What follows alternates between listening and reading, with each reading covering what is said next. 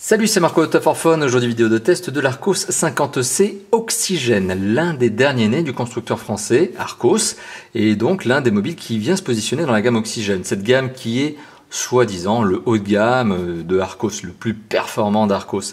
Alors, haut de gamme, et vous allez voir, c'est assez bizarre parce qu'on est quand même sur un téléphone qui vaut, et oui, moins de 200 € en juillet 2014, au moment où je fais ce test. Finalement, est-ce qu'on peut vraiment dire haut de gamme pour un téléphone qui vaut moins de 200 €? C'est à vous de me le dire. Quoi qu'il en soit, on est sur un téléphone qui est performant, puissant. Et oui, pourquoi? Parce que tout simplement, Arcos a compris que sur le marché hexagonal, eh bien, il y a beaucoup de concurrents. Et les concurrents sont énervés, ils sont agressifs, ils proposent tous des produits plus ou moins équivalents à des prix plus ou moins agressifs. Arcos a donc compris que naturellement, pour réussir sur ce marché, le marché français qui est extrêmement concurrentiel, il n'y avait rien de tel que d'appliquer la recette très classique du mobile performant pas cher. Et c'est exactement ce qui est fait ici avec l'Arcos 50C Oxygène. Vous allez voir tout au long de cette vidéo. Ce téléphone a de très bons points, mais il a aussi 2-3 petites faiblesses. Et finalement, il est vendu à un prix de moins de 200 €. Donc finalement, on viendra dans la conclusion et on se dira si oui ou non il faut acheter ce téléphone. Mais voilà, il y a un bilan positif peut-être. On va voir ce qu'il en est au sujet de ce téléphone. Bon. Quoi qu'il en soit, il est temps de passer à l'esthétique du téléphone, le tour du propriétaire. On va regarder ce à quoi il ressemble et vous allez voir, il présente bien. En tout cas, niveau de finition, très sympathique. On a beau être sur un mobile, on va dire, relativement low cost. 200 €, c'est pas si low cost que ça. Mais on est quand même sur un mobile qui présente bien. Alors, sur sa face avant, qu'est-ce que l'on a? On a un écran de 5 pouces, en dessous duquel on retrouve 3 touches rétroéclairées, 3 touches sensitives qui sont hors écran. Bon, certaines personnes apprécient ça justement parce que ça ne vient pas grignoter une partie de l'écran. Et on est donc sur une touche menu contextuel, accueil, retour. En dessous, on retrouve le marquage Arcos. Au-dessus, on retrouve l'écouteur, la caméra frontale, le capteur photo frontal 2 mégapixels, et du capteur de luminosité et de proximité très bien discrètement placé, on va dire. Voilà, très judicieusement placé, très discrètement placé. Sur le côté gauche du mobile, on retrouve ici un petit bouton qui a un petit effet de chrome autour, qui est un bouton de contrôle de volume plus-moins. Le jack 3.5 sur le dessus, l'entrée micro secondaire. Sur le côté droit, on retrouve également un bouton avec un petit effet de chrome autour qui est le bouton on-off. On retrouve en dessous du mobile le connecteur micro USB et l'entrée micro primaire. À l'arrière du mobile, on retrouve un capteur ici, photo de 8 mégapixels avec autofocus et flash LED, marquage Arcos. La petite grille qui permet d'avoir le haut-parleur, donc le son qui passe du haut-parleur ici. Deux petits picots. Bon, qui dans l'absolu ne servent pas à grand chose. Je ne sais pas si on va aller voir. Oui, ici c'est bon, le zoom de la caméra c'est fait. Deux petits picots qui sont là pour décoller le téléphone de la table lorsqu'on le pose dessus, pour éviter d'avoir un son trop étouffé au niveau du haut-parleur. Mais dans la réalité, je vous rassure, ça ne sert à rien. C'est toujours la même chose. Le son est étouffé lorsqu'on pose le téléphone sur une table, comme je vais vous le montrer d'ici quelques instants. En tout cas, comme je vais vous le faire entendre d'ici quelques instants. Alors, bon point, il faut le souligner. On est sur un téléphone qui est un ultra fin. C'est un téléphone qui fait 7 mm d'épaisseur, à peu près 8 mm d'épaisseur en l'arrondissant. Et malgré tout, on a conservé un jack 3.5 sur ce mobile. Et oui, il y a certains concurrents qui ont fait des mobiles ultra fins, 7 mm à peu près, mais qui ont été obligés de sacrifier le jack 3.5. Là, pour le coup, Arcos a réussi à placer un jack 3.5 tout à fait classique sur le haut du mobile. Connecteur micro USB, très facile à utiliser. J'entends par là qu'il y a certains concurrents qui ont des micros USB qui sont placés en bas du téléphone, là n'est pas le problème, mais dont on a du mal à clipser le câble USB. En tout cas, le placer, parce qu'il accroche, il se déforme, enfin bon, etc. Ici, pour le coup, on est sur un emplacement micro USB qui marche très bien, dans le sens où on arrive assez facilement à le retrouver et assez facilement donc à placer le câble pour recharger et synchroniser le téléphone éventuellement, si vous voulez le faire en synchro. Après, je ne sais pas s'il y a beaucoup de gens qui le font encore en synchro filaire.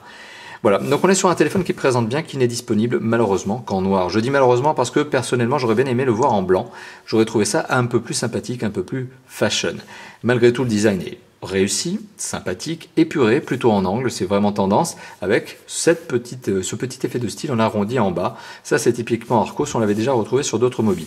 C'est un mobile qui présente bien, c'est un mobile qui est doté d'une très bonne prise en main, notamment et surtout pour les droitiers. Pourquoi? Parce que lorsqu'on est droitier, eh bien, le bouton on-off vient se placer pile poil sous le pouce, le bouton de contrôle de volume pile poil sous l'index. Voilà, donc quand on est droitier, pas mal. Sachant que la population en droitier, donc sachant que les droitiers représentent 90% de la population, c'est pas mal. Pour les 10 autres pourcents comme moi qui sont gauchers, ben forcément c'est un petit peu moins bien. Mais bon, c'est pas très grave en soi, il faut s'adapter, hein, le marché est surtout drivé par des droitiers. Voilà, c'est comme ça. Mais bon, c'est un mobile qui se tient très bien en main, parce que malgré tout, bien qu'il soit doté d'un écran de 5 pouces, il est ultra fin, donc oui, 8 mm, pour moi c'est du fin, mais il est doté de dimensions qui sont relativement raisonnables. Et oui, parce qu'un écran de 5 pouces, on peut très bien avoir des mauvaises surprises des fois avec beaucoup de carrosserie autour parce que le téléphone n'est pas optimisé. Pour le coup, on est sur un téléphone qui est optimisé en termes d'encombrement. On est sur un téléphone qui fait donc 14,5 cm de long. Je reprends ma petite fiche pour éviter de vous dire des bêtises. Donc c'est 14,5 cm de long et 7,0 cm de large. Le tout pour un poids relativement raisonnable. Et oui, 140 grammes. C'est clairement parmi la bonne moyenne des téléphones de cette catégorie. Alors pourquoi 140 grammes? Parce qu'on est sur un téléphone qui est complètement en plastique, pas d'éléments métalliques, pas de châssis en plastique, pas de carrosserie, pas de châssis en métal, pas de carrosserie métallique. Alors ça a par contre une contrepartie négative. C'est-à-dire que ce téléphone est doté donc d'une construction complètement plastique et que la dalle vitre, donc la vitre tactile, la dalle, elle n'est pas dotée d'une Corning Gorilla. C'est pas une Corning Gorilla ni une Dragon Trail. Donc conclusion, quand on fait un petit test de flexion, le téléphone est fin, il est en plastique, il n'y a pas de vitre résistante, ce qui fait que le téléphone, eh bien, voilà, il se tord un peu. Donc conclusion, moi je vous recommande de ne pas le laisser dans une poche arrière de jean lorsque vous asseyez, parce que vous pourriez avoir une mauvaise surprise. C'est un téléphone qui est un tout petit peu trop souple au niveau du châssis, mais encore une fois de plus, c'est normal. Il est en plastique, il est ultra fin, il n'a pas de Corning Gorilla ou Dragon Trail en vitre, c'est normal. Rien de plus logique que d'avoir un téléphone avec un châssis, en tout cas une construction un petit peu souple. C'est comme ça. Alors, ça c'était pour le niveau de fabrication, niveau de fabrication très très bien fait. Hein. Les éléments sont parfaitement ajustés, il n'y a pas de problème là-dessus. Pour enlever le cache batterie, je vais le faire tout de suite, voilà. On enlève le cache batterie par le biais du port micro USB et on accède assez facilement à la batterie, vous l'avez vu, hein, ça m'a pris même pas 2 secondes pour l'enlever. Et 2 emplacements de carte SIM et un emplacement de micro SD. L'emplacement de la carte SIM numéro 1 est au format micro, l'emplacement de la carte SIM numéro 2 est au format mini, et je suis peut-être en train de vous dire une bêtise, est-ce que c'est dans ce sens-là? Oui, c'est ça, micro, mini, et micro SD. La batterie est ici. Alors hop, on va tout simplement enlever la batterie pour voir sa capacité, 2000 mAh. Voilà. Donc carte SIM numéro 1, carte SIM numéro 2. Voilà, donc comme je viens de le faire, je viens de retirer la batterie en mode barbare, donc forcément le téléphone il va falloir le rallumer. C'est un bon test parce que ça va nous permettre de voir quelle est la vitesse d'allumage, de démarrage de ce téléphone. Voilà. Alors les petits claquements que vous entendez, c'est tout simplement parce que je suis en train de reclipser la batterie sur le téléphone, ce qui est fait. Et là on va l'allumer. Hop. Voilà. Faut appuyer correctement sur le bouton, ça marche quand même un peu mieux. Voilà. Donc pendant ce temps-là, je fais une petite séquence de nettoyage de la vitre, parce que vous êtes nombreux à me dire que je laisse des empreintes digitales sur l'écran pendant les tests et que c'est pas très agréable, et vous avez raison. Et on va donc laisser le téléphone démarrer. Forcément, je peux pas faire autre chose. Voilà, donc on va regarder en combien de secondes ce téléphone démarre. Et bien vous voyez, c'est plutôt rapide. Je crois qu'il a dû mettre une quinzaine de secondes. Voilà, donc le téléphone est démarré, forcément il va faire toute sa séquence d'amorce avec les cartes SIM qui ne sont pas présentes. Oui, il n'y a pas de carte SIM dans le téléphone, vous l'avez vu, je l'ai laissé vide. Et le Wi-Fi, il faut le savoir, en ce moment marche très très très mal chez moi, en raison d'un certain nombre de problèmes de connexion que j'ai, mais ça ne regarde finalement que ma box et moi, et mon opérateur.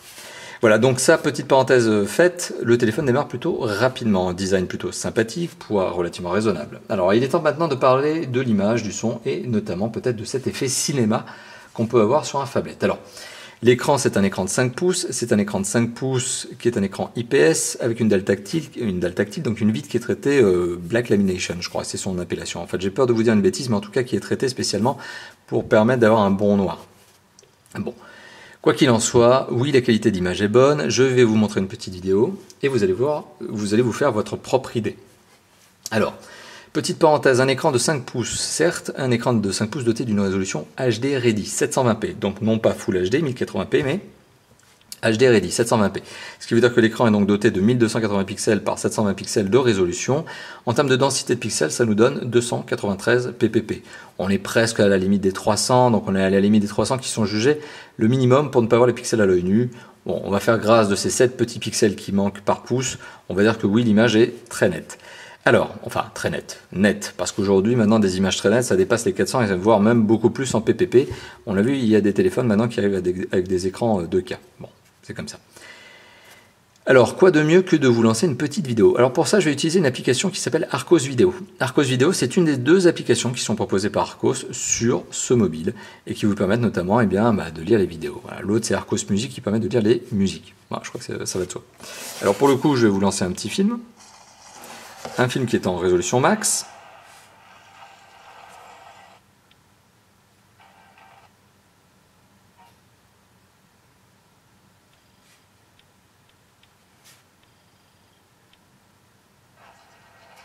Je vais essayer de trouver une petite séquence qui soit un peu plus lumineuse quand même.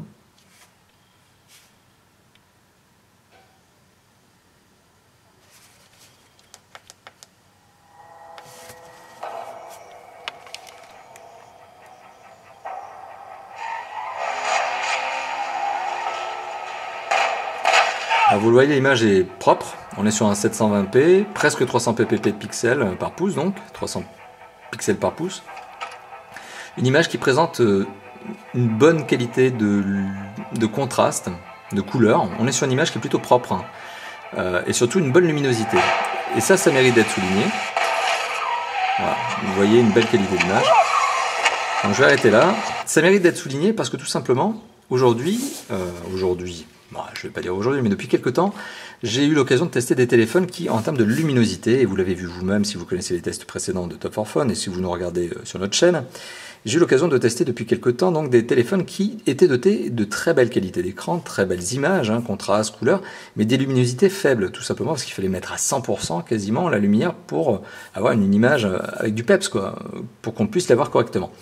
Alors cet Arcos 50C présente la particularité d'avoir notamment une qualité d'image satisfaisante, très satisfaisante, vous l'avez vu, mais surtout une luminosité qui, à 50%, et c'est le cas ici, est tout à fait acceptable. Et oui, c'est un bon point supplémentaire par rapport à certains concurrents qui ont des luminosités un peu faibles. Ici, à 50%, ça passe très bien. Ce qui veut dire que, pour ceux qui aiment avoir un peu plus de luminosité, vous avez la possibilité, vous pouvez la pousser encore plus, et c'est ça qui fait justement la différence avec certains concurrents qui, eux, sont obligés d'être à toc pour permettre d'avoir une image, on va dire, satisfaisante. En termes de lumière, j'entends. Donc on est sur un résultat en termes de qualité d'écran tout à fait satisfaisant. Alors on n'est pas sur du Full HD, j'insiste bien là-dessus, on est sur du HD Ready. On est aussi sur un mobile qui vaut moins de 200 €, donc on ne peut pas tout avoir. Mais on est sur une qualité d'image très satisfaisante. Alors la qualité du son, quoi de mieux que de vous lancer une petite application. Donc là pour le coup je vais lancer Play Music et je vais lancer tout simplement un petit titre MP3. Et ça va me permettre de vous faire écouter le son. Alors là il est à 100%, là il bug.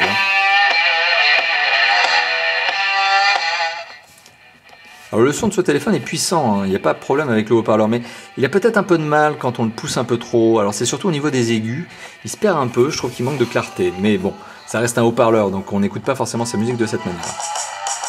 Alors particularité, comme vous l'avez compris, le téléphone lorsqu'on le pose sur la table, le son devient étouffé.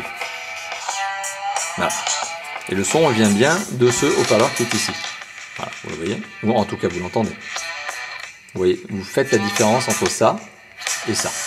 Donc un son procuré par un haut-parleur qui est puissant, a peut-être un peu de mal dans les aigus, ou en tout cas quand il faut le forcer un peu, on sent qu'il a un peu de mal, et qui propose un son étouffé lorsqu'on le pose sur une table.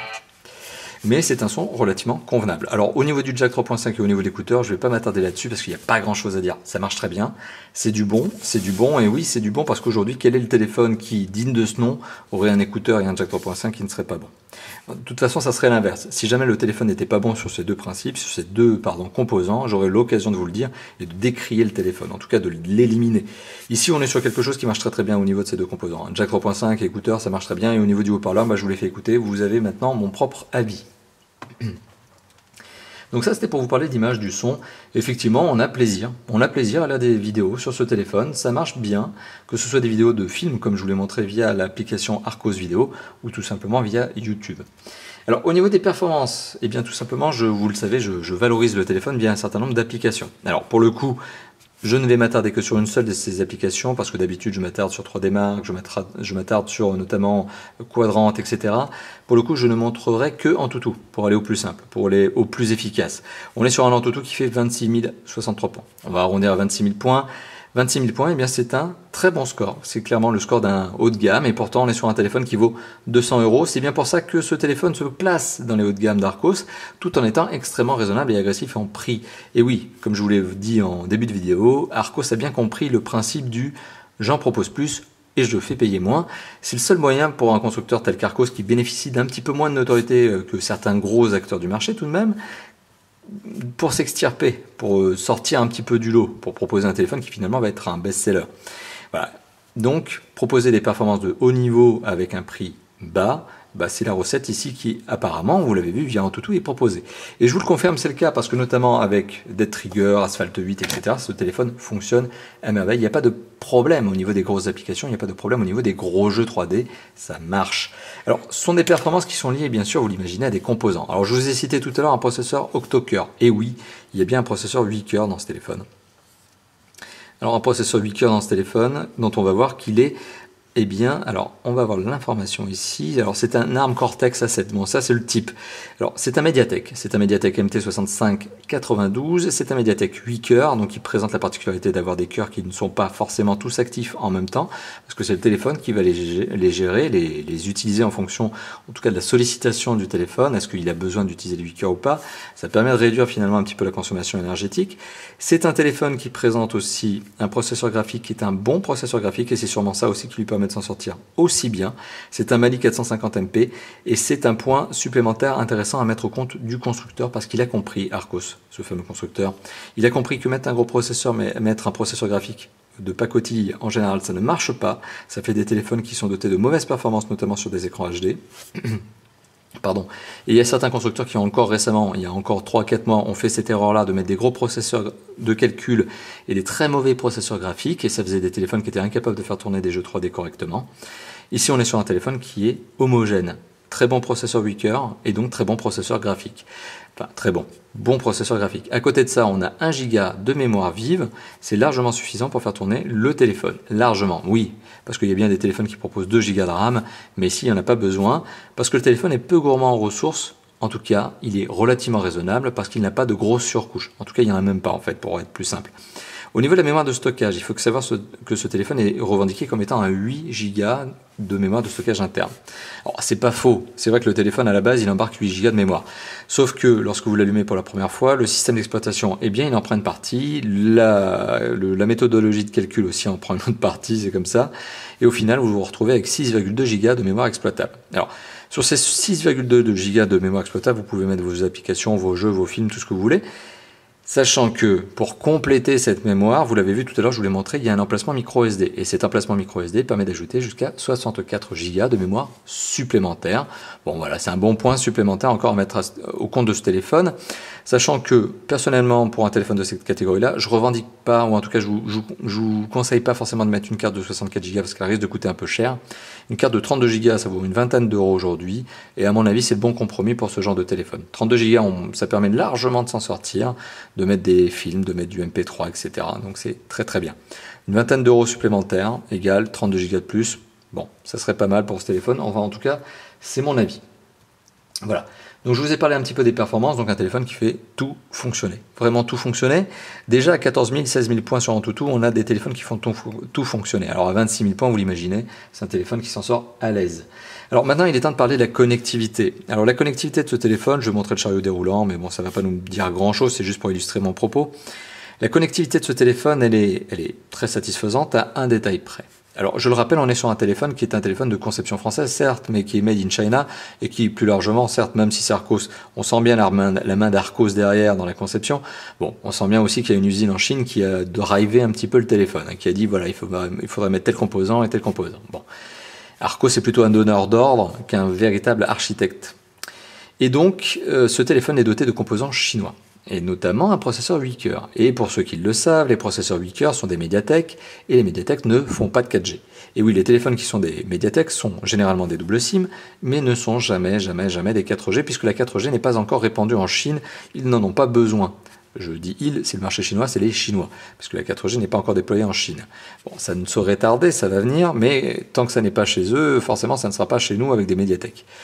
Voilà, donc on est sur un téléphone qui n'est pas 4G, et c'est sans doute le point faible de ce téléphone sur un marché où, eh bien, il y a des concurrents à 200 € qui sont 4G. Donc voilà, c'est là le problème de ce téléphone, c'est sans doute son point faible, l'absence de 4G. Pour le reste, ce téléphone est très bien doté, à savoir donc il est doté tout simplement d'un quadriband, enfin c'est un quadriband GSM, vous pouvez l'amener avec vous partout dans le monde pour émettre et recevoir vos appels et vos SMS. C'est un téléphone qui malgré tout, même s'il n'est pas 4G, il est 3G+, il est même H+, il est donc doté d'une connexion qui est 21 mégabits par seconde en download, donc en débit descendant. Donc on est sur un téléphone qui est aussi doté du Wi-Fi, du Bluetooth, du AGPS, et donc pas uniquement du GPS mais du AGPS, ça veut dire qu'il utilise les antennes cellulaires et les bandes Wi-Fi pour accroître la précision de localisation. On est aussi sur un téléphone qui est doté d'un emplacement micro SD comme je vous l'ai montré, jusqu'à 64 Go de mémoire supplémentaire. Il est aussi doté d'une radio FM, mais qui nécessite par contre que vous branchiez le kit piéton en guise d'antenne. Bon, ça encore c'est tout à fait classique et c'est très normal. Il est doté d'un jack 3.5, il est doté de 2 emplacements de carte SIM. Bon, ça c'est encore normal. Les 2 emplacements de carte SIM parce que, eh ben oui, on est sur un téléphone de conception certes française, bon, plutôt chinoise, vous l'avez compris, hein, j'arrête pas de revenir là-dessus. Et le double SIM est géré tout simplement par la fonctionnalité de base proposée par Android. Alors qui est là, hein, pour le coup, comme il n'y a pas de double SIM, comme j'ai pas de carte SIM dans le téléphone, je ne pourrais pas vous la montrer ici, mais c'est la fonction que j'ai déjà eu l'occasion de vous présenter à de de nombreuses reprises lors de nombreux tests de téléphones de la même catégorie, donc des téléphones chinois. Donc on est sur un téléphone double SIM qui gère tout simplement très bien son double SIM. Alors il a beau être double SIM, je vous l'assure, je vous confirme, parce que vous êtes nombreux à me poser cette question de manière récurrente, un double SIM ça marche aussi avec une seule carte SIM. Donc là-dessus pas de problème, vous pouvez très bien l'utiliser en simple SIM. Mais bon, le but des double SIM c'est généralement d'utiliser une carte SIM Pro, une carte SIM perso, ça permet de gérer ces deux aspects de vie professionnel perso en un seul mobile, ce qui est quand même pas mal, ça évite d'avoir 2 téléphones, c'est moins cher et donc 2 moins encombrant aussi. Donc c'est une fonction double SIM qui est très bien gérée par le téléphone. Alors à savoir par contre que c'est un dual SIM, donc double SIM en français, stand-by, ce qui veut dire que le téléphone est incapable de recevoir 2 appels en simultané, un sur chacune des cartes SIM, des 2 cartes SIM, ça veut dire qu'il y en a une des 2 cartes SIM qui va faire tomber l'appel en répondeur. C'est normal, c'est encore classique. Des dual SIM actives, qui est l'opposé de standby, il y en a très très peu sur le marché et ils sont généralement très coûteux. Ici on est sur un dual SIM standby, très classique, très classique, vous l'avez bien compris. Voilà, donc ça c'était pour la connectivité, donc mis à part la 4G, bah forcément on a tout ce qu'il faut à côté, et donc la 4G, le manque de 4G, bah c'est principalement le point faible de ce téléphone. Au niveau du système d'exploitation, alors on a remarqué, enfin en tout cas les amateurs avisés l'auront reconnu, on est sur du Android. Ça se reconnaît notamment parce qu'il y a des applications Google qui ne trompent pas. On est sur du Play Music, du Play Film, du Play Kiosque, du Play Live, etc. Il y a tout un tas d'applications qui sont vraiment des 100% Android. Alors on est sur quoi comme Android? Eh bien on va le regarder tout de suite. On est sur un Android et je vais illustrer mon propos encore une fois de plus. Hop, on va y aller. On est sur un Android 4.2.2 Jelly Bean. Alors il faut savoir que le constructeur a revendiqué que le téléphone pouvait passer en 4.4. Alors il n'est pas en natif en 4.4 et aujourd'hui il n'existe pas de mise à jour OTA, on the air, comme on le dit, on the air, comme on le dit, ça veut dire des mises à jour sans fil, sans avoir à faire une petite manipulation dans le téléphone. Bon, quoi qu'il en soit, on est sur un Android 4.2.2, Jelly Bean, ça c'est la version à date dans ce téléphone, et le constructeur a revendiqué que ce téléphone allait passer en 4.4. Alors, ce que je peux vous dire, c'est que oui, le constructeur l'a revendiqué, et oui, apparemment c'est possible. Pourquoi? Parce qu'il faut savoir que le service presse d'Arcos m'a envoyé un lien pour télécharger la mise à jour en 4.4. Alors, je m'excuse par avance au service presse qui est sûrement d'ailleurs en train de regarder cette vidéo tout comme vous, mais sachant que, effectivement, j'ai des problèmes de connexion Wi-Fi, comme je vous l'ai dit tout à l'heure, parce que j'ai un problème de... Bon, je vais pas m'attarder là-dessus, mais ma bande ne marche pas très bien. Ma box marche pas très bien en ce moment. Donc, ce qui fait que je n'ai pas pu faire les mises à jour en 4.4 avec cette petite astuce. De toute façon, cette astuce, je ne l'aurais pas utilisée parce que ça n'est pas l'astuce du commun des mortels dans lequel je me place. C'est-à-dire qu'il faut faire un download de fichier, il faut le mettre dans le téléphone, il faut faire un petit trick au niveau du fichier pour pouvoir mettre la 4.4. C'est pas très compliqué en soi, mais c'est pas la version de base que tout le monde fera. C'est pas ce que tout le monde, tout utilisateur pourra faire. Donc, pour ma part, je ne fais pas cette mise à jour et je reste dans la version 4.2.2. Mais je vous le confirme, apparemment, Arcos a prévu de mettre en 4.4 ce téléphone et la version, la ROM 4.4, elle existe. Mais j'ai pas fait la mise à jour, donc j'ai pas pu tester. Alors je ferai peut-être une mise à jour de cette vidéo, ou en tout cas je le mettrai peut-être en annotation et dans la vidéo et dans l'article test qui sera publié sur le site, pardon. Je mettrai peut-être une petite parenthèse indiquant que oui, au final j'ai fait le test en 4.4 et que oui ou non ça marche. Bon, ça je ferai peut-être une parenthèse sur cette notion de 4.4, mais quoi qu'il en soit pour aujourd'hui, c'est 4.2.2 et c'est un 4.2.2 qui marche très bien, sachant que sur ce 4.2.2, Arcos n'a pas fait de surcouche. Donc clairement, il n'y a pas de surcouche. Mis à part un petit peu de fond d'écran, les icônes sont strictement celles de base, donc il n'y a pas de thème, et les 2 applications que l'on a en plus cadeau sont Arcos Music, voilà, qui vous permet d'avoir un lecteur MP3 un petit peu retravaillé, bon c'est sympa, voilà, au moins il y a l'effort quoi. Et Arcos Vidéo, bon là la même chose, C'est un lecteur de vidéo, un peu sympa, un peu retravaillé, sans plus, mais bon, ça a le mérite d'être là. Après, pour le reste, dans le téléphone, il n'y a rien de plus que ce que ne pourrait proposer un Android de base. On est vraiment sur du Android quasi stock, quasi brut de décoffrage, et c'est pas plus mal. Parce que ça veut dire que le téléphone n'est pas pénalisé par une surcouche qui est gourmande. C'est un téléphone qui marche très bien, non seulement parce qu'il a des bons composants, notamment un processeur octa-core, je vais y arriver, octa-core, octo-cœur. Donc ça, c'est l'un des principes qui font que ce téléphone est puissant et performant, notamment parce qu'il a aussi un processeur graphique sympathique. Mais bon, à côté de ça, c'est le système d'exploitation qui est pas trop gourmand aussi, donc ce qui permet à ce téléphone de s'en dégager, de s'en sortir encore mieux et de dégager encore plus de ressources. Voilà, donc c'est un bon point. Donc système d'exploitation plutôt neutre et ça plaira à un grand nombre. Personnellement, moi, j'ai pas trop de problème avec l'absence de surcouche, au contraire, sachant que j'ai utilisé pendant pas mal de temps des téléphones Nexus. Pourquoi pas? Je veux dire, personnellement, je trouve ça plutôt propre, je trouve ça plutôt bien. Ça évite d'avoir un téléphone qui est, qui est paralysé, on va dire, par une surcouche trop lourde. Voilà, et donc maintenant il est temps de passer à l'usage de ce téléphone, à l'appareil photo notamment, et puis plus largement à d'autres usages. Alors, l'appareil photo, alors c'est un 8 mégapixels. Alors 8 mégapixels, là, à l'époque où des concurrents sortent allègrement des 13 mégapixels et plus, ça peut sembler un peu étonnant. Mais c'est un 8 mégapixels avec un autofocus qui marche très très bien, et avec un flash LED qui marche tout à fait bien. Bon, flash LED, ça tape à courte portée, il tape à 1,2 mètres, et après il s'arrête. Au-dessus de 1 mètre, à 1,2, 2 mètres, il n'y a plus rien, hein. Mais bon, c'est normal. C'est le principe de tous les flash LED, notamment encore plus sur un téléphone. Mais ce qui est clair, c'est que ce téléphone prend pour un 8 mégapixels des photos qui sont tout à fait acceptables, des photos qui sont tout à fait convenables, d'autant que l'autofocus est, je viens de l'évoquer, mais plutôt malin, dans le sens où il papillonne pas, il se place bien. D'ailleurs, pour information, vous retrouverez une photo prise avec ce téléphone, tout simplement sur l'article test. Voilà. Vous l'avez vu, l'autofocus se place plutôt bien. Au niveau de la gestion des modes, c'est plutôt simple, hein. Vous avez le grand classique Android, vous voyez, quand j'appuie longtemps, vous pouvez gérer un certain nombre de fonctionnalités, dont la désactivation du flash LED, le mode HDR, la balance des blancs, notamment le géotagage, parce que vous pouvez géotaguer ce téléphone, etc., etc. Vous pouvez même, bien sûr, passer en mode caméra frontale. Voilà. Et donc la caméra frontale, vous la voyez, c'est une 2 mégapixels, donc qui prend des photos tout à fait, on va dire, convenables. Pour un 2 mégapixels, de quoi faire rire des potes en mettant votre selfie sur votre profil Facebook. Bon, clairement, les photos sont acceptables et pour le capteur dorsal et pour le capteur photo frontal, sachant que le frontal est un 2 mégapixels, donc ça ne fera pas grand-chose, c'est juste pour faire rire les potes avec soit Facebook, soit MMS. Le capteur dorsal s'en sort un petit peu mieux, mais voilà, c'est pas fait pour imprimer, et puis aujourd'hui, de toute façon, qui imprime encore ces photos? C'est probablement pas l'usage le plus répandu qui soit encore à l'heure actuelle, vous le savez, nous le savons. Voilà, donc capteur photo qui s'en sort pas trop mal, vous retrouverez donc un échantillon pris avec ce téléphone, donc une photo prise avec ce téléphone sur l'article test publié sur le site, tout simplement. Alors, maintenant, une autre particularité de l'utilisation de ce téléphone, c'est notamment la batterie, l'autonomie. Alors, ce téléphone est doté d'une batterie, on l'a vu tout à l'heure, donc de 2000 mAh. Une batterie de 2000 mAh, eh bien, j'ai fait un petit test de consommation d'énergie en conditions réelles. C'est-à-dire que j'ai pris le téléphone, j'ai laissé toutes les connectivités allumées, j'ai mis 50% de son, 50% de luminosité et j'ai lancé une vidéo pendant 10 minutes en HD.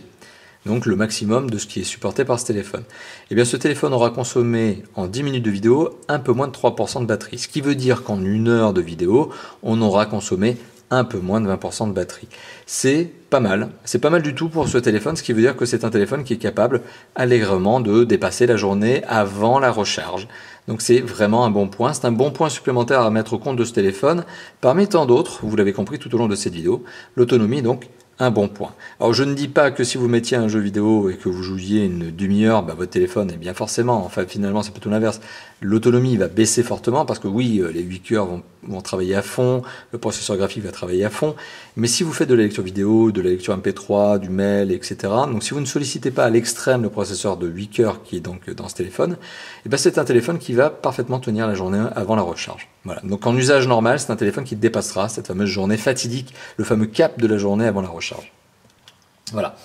Donc il est temps d'arriver à la conclusion de cette vidéo et de vous dire ce que je pense de ce téléphone, en vous faisant bien évidemment un petit récapitulatif.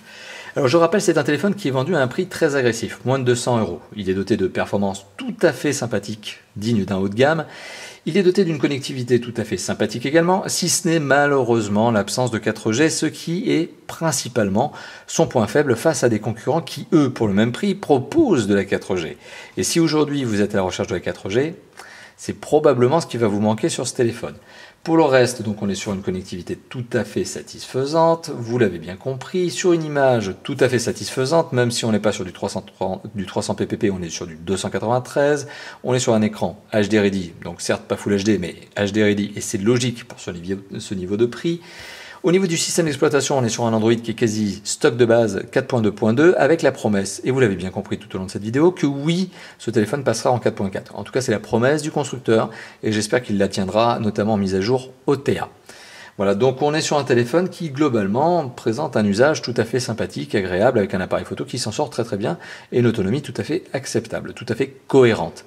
Donc globalement, vous l'avez compris, ce téléphone regorge de points positifs. Il y a tout au long de cette vidéo, je vous ai fait un bilan plutôt positif au niveau de ce téléphone. J'insiste là-dessus, finalement le seul point faible de ce mobile, c'est bien l'absence de 4G. Pour le reste, effectivement, on est sur un téléphone qui peut être un peu souple au niveau du châssis, mais c'est tout à fait compréhensible pour un téléphone aussi fin, aussi fin, léger, plastique, hein, j'évoque encore de nouveau. Voilà. Donc globalement, ce que je pourrais dire de ce téléphone, si je devais le résumer en quelques mots, c'est un téléphone homogène. Il est vendu à un prix très agressif et à mon sens, c'est un prix tout à fait justifié. Donc on est sur un téléphone qui présente un excellent rapport qualité-prix, un excellent rapport performance-prix, un téléphone sympathique, véritablement sympathique. Mais un téléphone qui va se confronter à un certain nombre de concurrents, proposés notamment par des marques telles que Wiko, telles que Alcatel One Touch, qui sont typiquement les concurrents frontaux. Hein. C'est clair que Archos ne va pas se mettre en opposition avec des Samsung, avec des LG, avec des HTC, avec des gros constructeurs.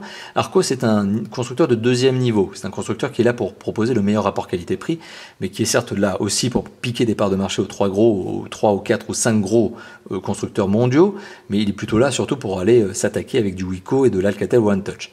Alors le problème, c'est que ces concurrents que je viens de vous citer, eux, proposent des mobiles à peu près au même prix en 4G. Bon, voilà, donc c'est à vous finalement de faire le choix. Est-ce qu'un téléphone 4G, c'est vraiment l'indispensable pour vous? Est-ce que votre opérateur vous propose la 4G? Et ça aussi, c'est un facteur qui permettra de choisir.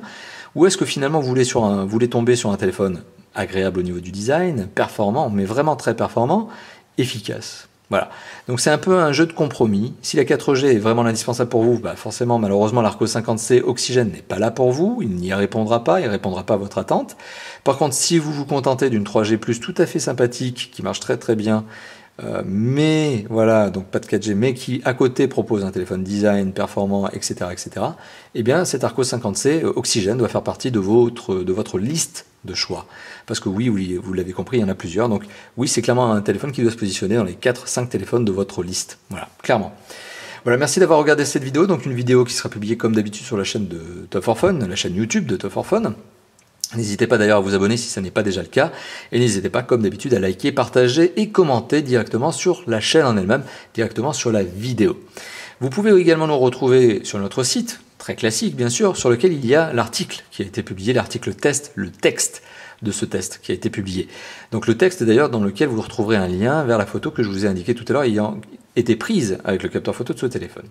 Vous avez également le forum où vous pouvez nous retrouver, sur lequel il y a une section qui s'appelle « Quel téléphone choisir ?» Donc si vous avez une petite hésitation et s'il y a 3-4 modèles sur lesquels vous hésitez, dont notamment l'Archos 50C Oxygène, n'hésitez pas à poser votre question de là-bas, tout simplement, sachant que d'ailleurs, vous l'avez remarqué, le forum a été très largement retravaillé récemment au niveau de son esthétique, au niveau de son ergonomie, pour vous, donc encore raison de plus pour passer là-bas et nous faire ne serait-ce qu'un petit coucou et poser vos questions ou tout simplement plus largement répondre aux questions des autres, donc participez.